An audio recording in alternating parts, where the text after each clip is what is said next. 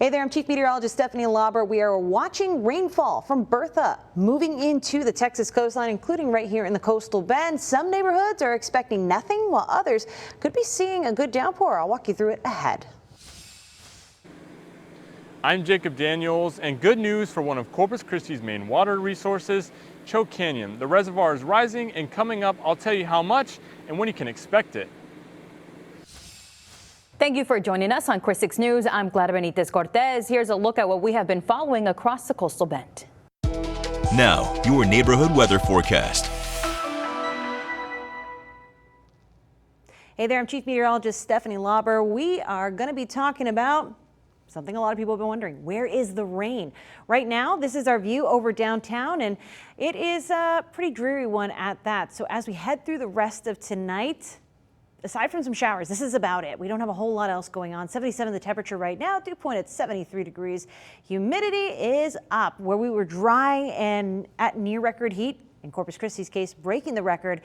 There's a very different picture out there today. Tomorrow we'll be back at it like if today never even happened. So Bertha loaning us a little bit of rain. A lot of this is evaporating before it's hitting the ground. So this is the view right now. Just a few showers making their way in, kind of moving with that rotating as if this were really a tropical something. Not a whole lot left to it, but we'll continue to track the showers. We really have had very little outside of light rainfall. The heaviest rainfall, though, as expected, near Baffin Bay, but there were a lot of indications from computer models that this was going to be so much more. We told you to be skeptical of it because it didn't have a good grasp of the weather situation. If you can't tell me where you are, I don't believe where you say we're going. So that's what happened with these models, and I'm glad we were a bit more conservative on it. But as far as wind speeds go, another question we had is, hey, is it going to be gusty out there tonight? If we do get a good downpour, sure. Outside of that, this is business as usual here across the coastal bend.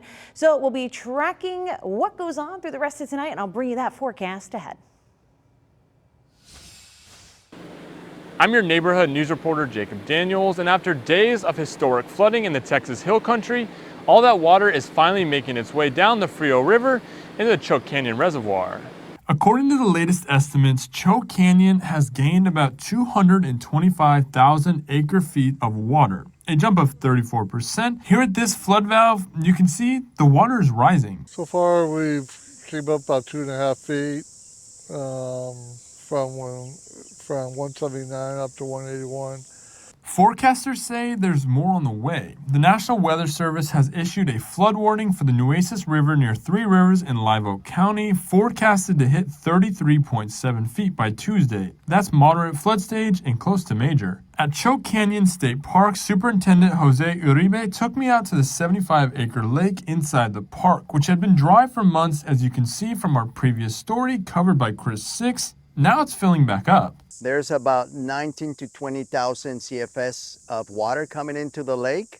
Uribe says if enough water keeps coming in, it can mean good news for boaters on this boat ramp. For Uribe, seeing water in areas that have been dry for months comes as a relief. We're thoroughly happy about, start seeing this water back in parts of the lake that it's been dry for the last couple months. The question now is whether there's enough to reopen the boat access. So we hope that with this water and maybe from the tropical depression, the lake levels will get enough water so we can reopen the boat ramp. But standing where the water should be when the lake is full, Uribe shows just how far they still have to go. But when the lake is full, technically the water should be a couple feet from where I'm standing. So whoever is praying for rain and an end to this drought, keep doing what you're doing. For now, those numbers are rising, and crews out here are keeping watch to see those numbers grow. Reporting at Choke Canyon, I'm Jacob Daniels, Chris 6 News. During a water workshop held last week, city staff was asked to prepare a report for this coming Tuesday's city council meeting. Staff was instructed to find out if all the recent rain will bring our combined lake levels to 20% of capacity and get us out of stage 3 restrictions. But it's not simply a matter of hitting 20%. Under our drought contingency plan, our combined lake levels would have to remain at the 20% mark or higher for 15 days in order for stage 3 restrictions to be lifted. As soon as we drop below 20%, we would go back into stage 3. We've been under stage 3 restrictions since December 16, 2024. Hey there, Coastal Bend. It's your neighborhood news reporter, Jordan Benavidez, and man, has it been hot this week. Now, I've got some good news and bad news. The good news is that it's raining right now. The bad news, it's going to be pretty humid this week. Now, when it's hot and humid outside, your sweat can't cool your body like it normally does. So I bet you're wondering, Jordan, how am I supposed to stay cool? Well, you're in luck because I've got a few simple tricks to help you out. First, try using ice packs on your wrists and neck. It'll help cool your blood and bring your whole body temperature down. Second, frozen berries. They're a healthy snack that helps you cool off. So grapes, blueberries, anything you got, just pop them in the freezer and give them a try. And third, avoid caffeine and alcohol. I know that your iced coffee sounds very tempting, but both of these actually dehydrate you a lot faster in humid conditions. That's all I've got for you today, so stay cool, stay safe, and stay with Chris 6 for any weather updates going into the weekend. Day 2 of the hearing to remove the mayor of Corpus Christi saw Mayor Guajardo questioned as a witness. Hey everyone, I'm Drew Bishop, and here's what I observed from council chambers. We finally saw our first real witness, Mayor Paulette Guajardo. Correct. That's what he said, yes. Attorney Doug Allison, who represents the petitioners against the mayor, questioned Guajardo for over 3 hours, with a few breaks for recess in between.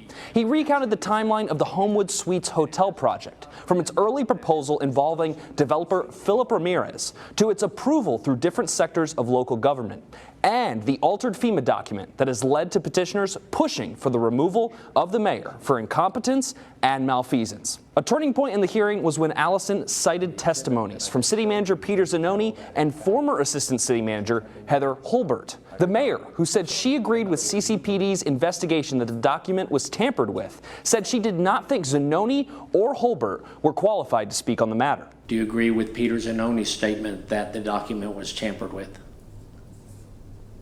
No, I think it was his opinion. You think what? It was his opinion. The mayor's attorney, John Flood, objected to Allison's questioning. He said Guajardo's opinion on Zanoni's and Holbert's testimonies were not relevant because the hearing is about what happened with the document, not the deposition in 2025. And do you agree with that?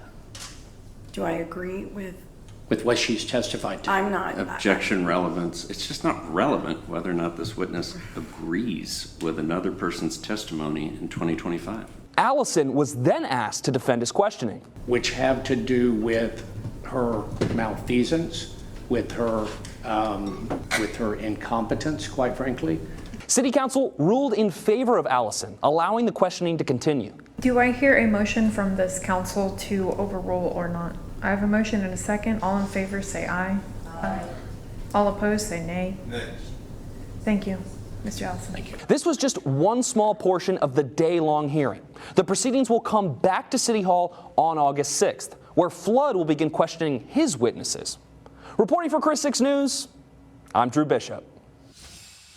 A 36-year-old man is dead after a crash in Duval County. It happened Wednesday night on State Highway 44 just west of San Diego.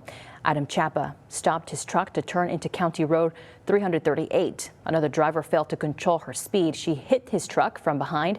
Everyone involved went to a hospital in Alice for their injuries. Chapa died from his injuries later that night. Texas Highway Patrol troopers are still investigating the crash.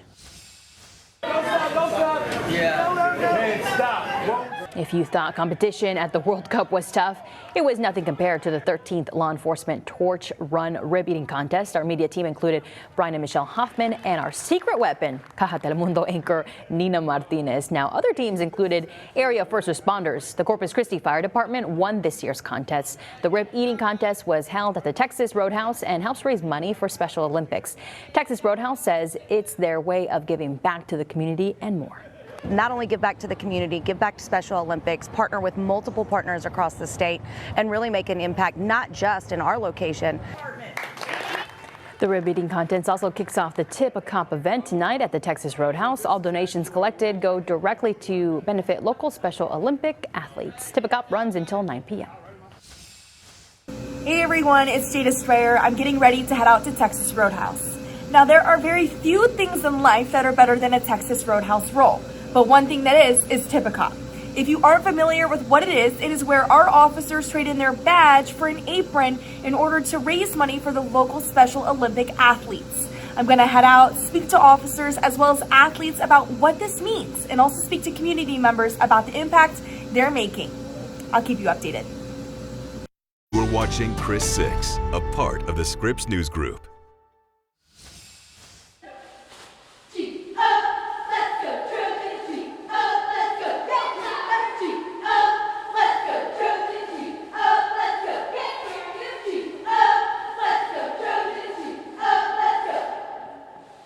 Hey everyone, I'm Reagan Garvin and I'm here at A.C. Jones High School in Beeville. The school year is almost here, which means that Operation Supply Our Students is here. Each year, Chris 6 partners with United Way Coastal Bend so that we can help all of our students across the Coastal Bend get the school supplies that they need to start their school year on the right foot. Today I'm here with Christy from United Way Coastal Bend. Can you tell me a little bit about how this all started?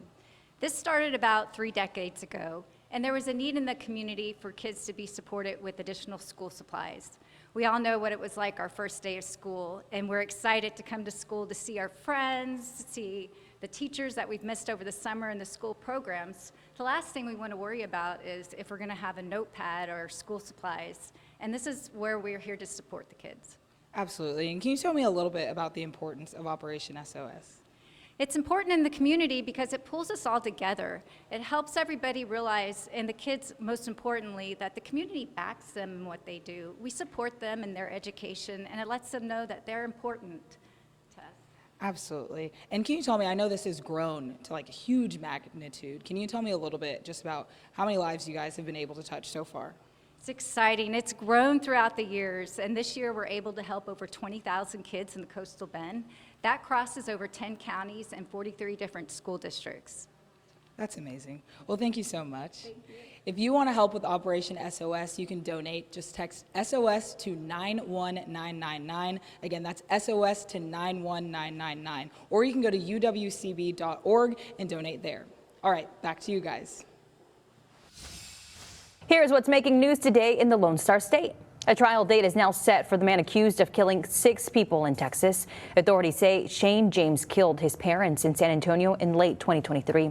They say he then drove to Austin and fatally shot 4 more people. He is also accused of wounding 3 others. James faces charges including capital murder. He has pled not guilty. Prosecutors say they are not seeking the death penalty. Testimony will start on October 29th.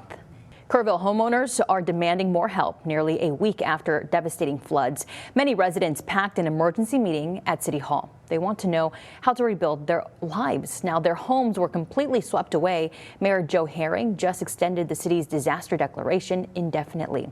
A local recovery group is helping people navigate assistance forms, but frustrated neighbors say they need the governor to step in. Nearly 1.6 million eggs are being recalled because of a salmonella concerns. Midwest Poultry Services issued the voluntary recall for eggs produced in Texas. The recall includes white shell and brown cage-free eggs. They were sold at Kroger and Brookshire grocery stores across several states. The affected eggs have sell dates between July 20th to August 17th. The company found a possible problem at 2 Texas facilities. There are no reports of anyone getting sick. Now, your neighborhood weather forecast. Hey there, I'm Chief Meteorologist Stephanie Lauber. Here's a look at the track of Bertha. What's left of it? Not much to write home about, and it is going to be moving even more over land. Less to be said of this storm. The rainfall is really the last hurrah in this event. Thankfully, we have fared very well with this. An interesting tidbit is we didn't all get covered by the clouds today. Inland neighborhoods had more sunshine to start, and so hotter temperatures out that way. We're finally coming down from that. We've been gloomy and cooler along the coast for quite some time, with Corpus Christi International Airport sitting at 77 degrees. So let's talk about how the rainfall is going to evolve tonight. We're seeing a heavier batch in Kingsville right now. Some downpours here and there. Not a whole lot to write home about, but a new area we're watching is this cell moving in near Port Aransas Pass. Rockport, you might be clipped by this, but this will be headed toward Portland and more of the west and north sides of Corpus Christi, maybe even up to Calallen. A heavier batch of rain. We'll call it a tropical downpour. But here's what's going on with our situation. The rest of Bertha not looking impressive on satellite here. This is a satellite image that picks up on those cold cloud tops. And as Bertha continues to weaken, the thunderstorms with it are too. So there we go. We couldn't trust a computer model, so we'll show you on here. High pressure has been directing this blob of rain across the Gulf into our coastline, and as it's done so, it's met a highway of very strong winds, shearing those thunderstorms apart. That will continue to happen for tonight. So as the rain tries to make its way ashore, it's going to be ripped apart by that wind shear, which is different speeds and directions with height. So as we see higher wind shear noted in the blue, less opportunity for storms. So as we head into your Friday, that's it. These storms will be done by about 10 o'clock tonight, and we'll be back to our regular scheduled programming of hot, windy, and back to you. Not even much of a breeze, but we'll definitely see those hot temperatures with many of our neighborhoods reaching those upper 90s by next week. If you want to save some money on your back-to-school shopping, mark August 7th through the 9th on your calendar. That's when the state will hold its annual back-to-school sales tax holiday. During that 3-day period, all back-to-school items under $100 are sales tax-free. This applies to items bought online or catalog sellers doing business in Texas. Some of the items that are sale tax-free are clothing, footwear, school supplies, and backpacks, priced under $100. Now go to our website, christv.com, and look for this story for a link for a complete list of qualifying items. A long-term exit ramp closure from northbound Interstate 37 went into effect earlier today. The exit ramp from northbound I-37, northbound US 181 will be closed for weeks. Now, the closure is needed so work crews can continue restoration and final alignment of I-37. The work is part of the ongoing Harbor Bridge project. Be prepared for detours and delays while this project is underway. The Supply Our Students program received a big delivery Wednesday morning. The shipment arrived at the Borchard Fairgrounds at 8 a.m. Crews unloaded and organized all those items. Now those items are waiting for volunteers. As you can see in the background, we have over 40,000 pounds of school supplies. That's going to help a lot of kids in the community. It'll help at least over 20,000 kids in the Coastal Bend. Those kids in need have the school supplies they need on the first day of school. The supplies will be sorted out on the 30th. The supplies will be distributed on August 4th and 5th at the Borchard Fairgrounds. The initiative ensures students across the Coastal Bend do not go out without important supplies this school year.